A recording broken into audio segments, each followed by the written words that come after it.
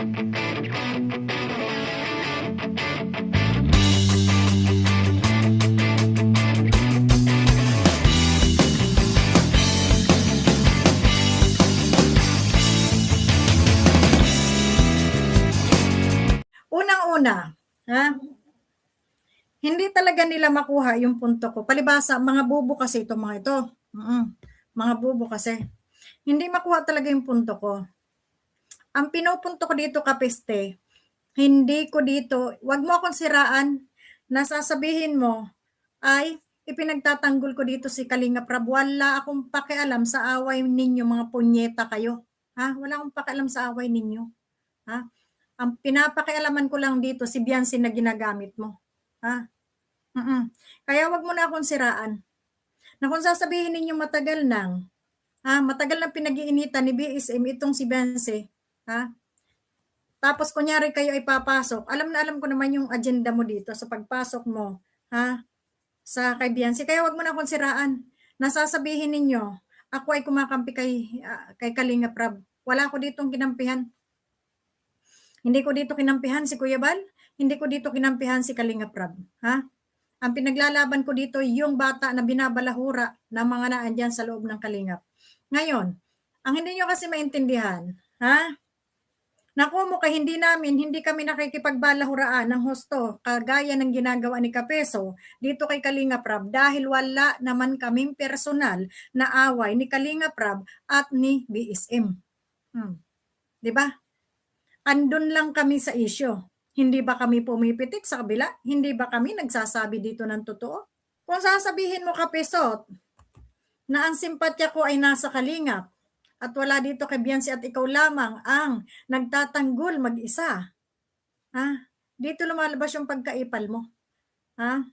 Yung pagka walang hiya mo, yung pagka manggagamit mo. So, sinisiraan ako, no, ni Kapeso sa mga viewers ng Team Guapa.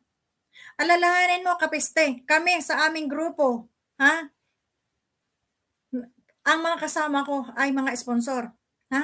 Nag-i-sponsor sila, tumutulong sila. Ikaw, ha? Sa pagtatanggol mo, ha? Kuno, ano ang napapala ng Team Guapa sa'yo? Wala, sila pa ang nahuhut-hutan mo dahil diyan sa pabida mo na kunyari babanatan mo si Kalinga Prab, kunyari babanatan mo si BSM, pero sarili mo lang laban, ha? Ang akin dito, kung may laban ka sa kanila, laban mo yun. Huwag mong gamitin itong pamilya batalero, ha? Para hindi naman nasasalaula, nababastos yung live ng tao. Napakawalang hiya mo, bida-bida ka. Tapos sasabihin mo, lumabas ang pagkakalingap ko. Ha? Sasabihin mo, kinampihan ko si Kalinga Prab. Sa paanong paraan ko kinampihan? Sige nga, ipaliwanag mo nga sa paanong paraan ko kinampihan si Kalinga Prab. Dahil ba hindi ko siya minura? Nakagaya ng pambabalahura mo? Ha?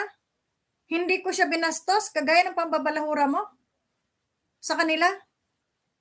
Ganon ba? Ako kasi, Kapesot, pag mambalahura ako sa tao, yung may dahilan ako, yung may personal akong kagaya mo. Dahil bastos ka sa lahat ng bastos, na wala kang inirespeto, ngayon gusto mo ikaw ang bida dito sa loob ng social media? Ha? Nakakahiya ka. Ha? Sa totoo lang, may karma yung ginagawa mong yan. Alam nyo mga kalingap mga katolis, yung sinabi ni Ate Sel TVPH, totoo naman yun eh. Totoo yun.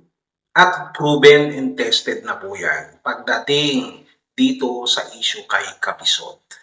Maniwala po kayo kay Ate Sel TVPH. In fact, ito pong strikers, sila Ate Hasan, Ate Hayats, si Banat Bagsik, at itong si Ate Sel TVPH, may mga kanya-kanya po yung mga opinion, mga saloobin na kanila pong inilala, na wala po silang takot na sabihin yung kanila pong mga saloobin kahit na sila po ay mabash, kahit na sila po ay kadalasan hindi naiintindihan ng karamihan. Iniisip ng iba na ito pong mga ito ay basta lamang nambabalahura o palamura o panasikaw o kung ano-ano pa. Pero hindi nila naiintindihan kung bakit kadalasan ito pong ating pong mga titas ang tawag ko dyan, hindi lola.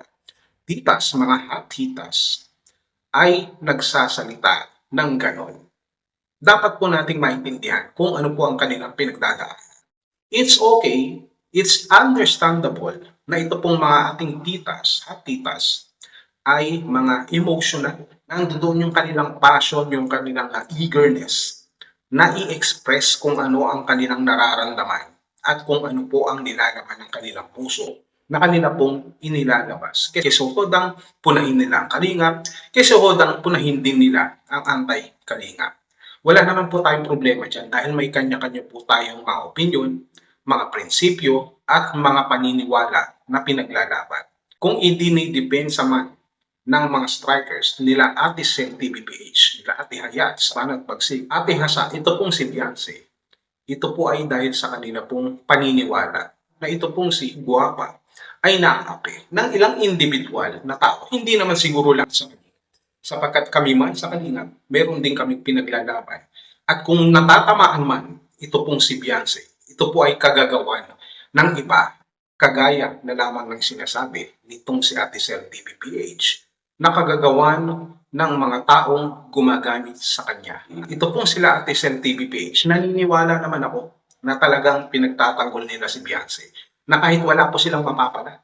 Wala naman talaga silang mapapala dyan eh. Ni hindi nga kumikita yung mga yan.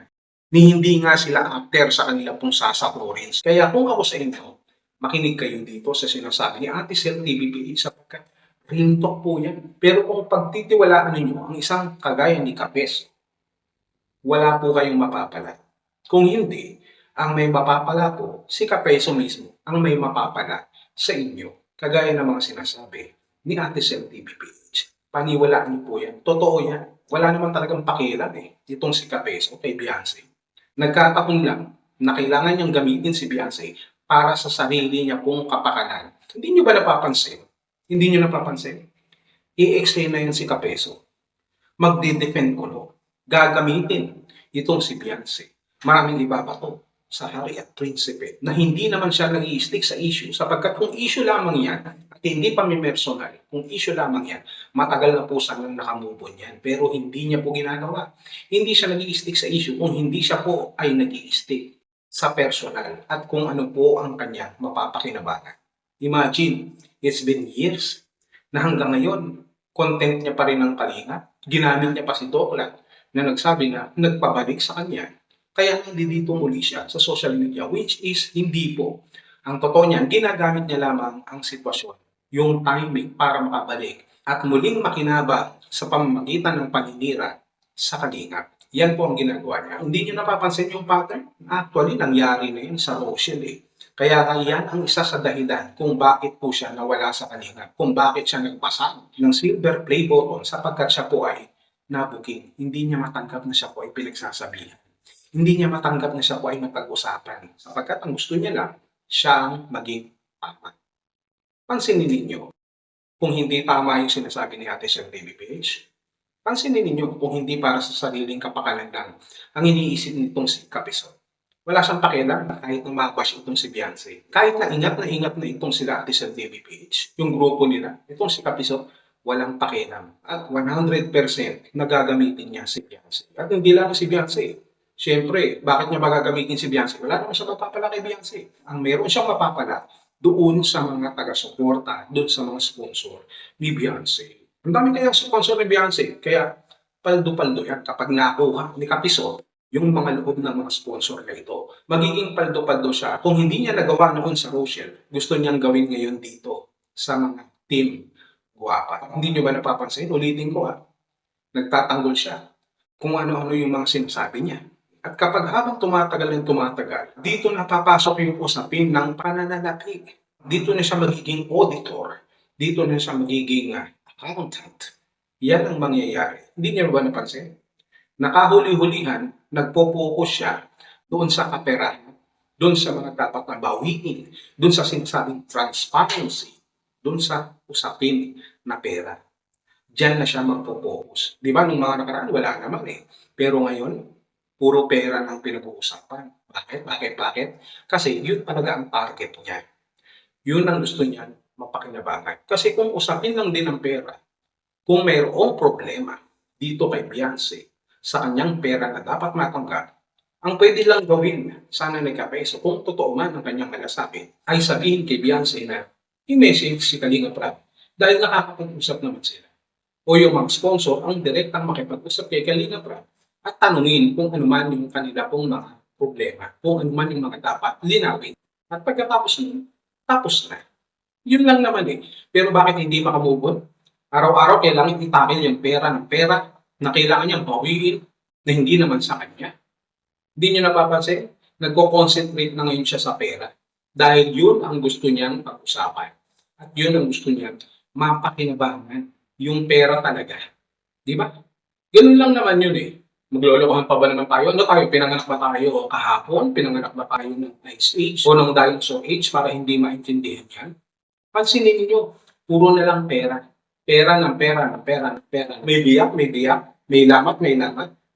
Sa pera pa rin, babagsak. Hindi nakakapagtaka na dito magpo-focus itong si Kapesot pagdating sa kwarta. Yan ang gusto niya pag-usapan. Para nga naman, pag nakita ng mga sponsor itong si Kapesot ay transparent. Talagang transparent pa. Mapagkakatiwalaan. At talagang tunay na defender sapagkat iniingatan niya yung kaperahan ni Beyonce. Wow. Sabi ko nga sa inyo makinig kayo kay Ate Sel PH. Alam na alam namin ang likaw ng bitukan niya.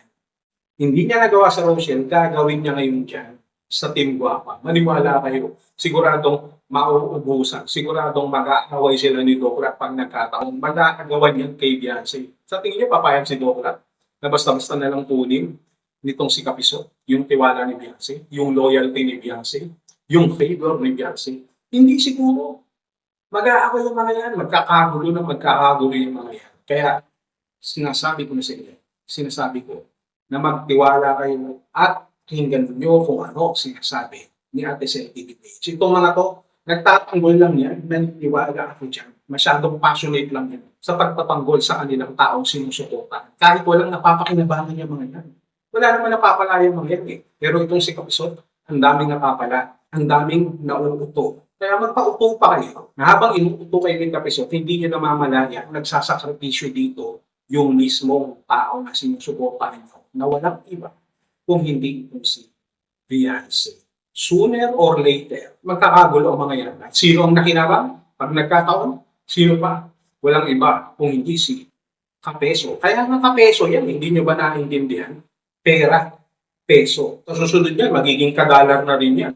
Dahil kikita ng mas maraming dollar itong si Kapeso. Sa pambobola niya, sa pagmamagaling niya, sa mga sponsor, taga-suporta, ni Guapa. Tandaan niyo yan.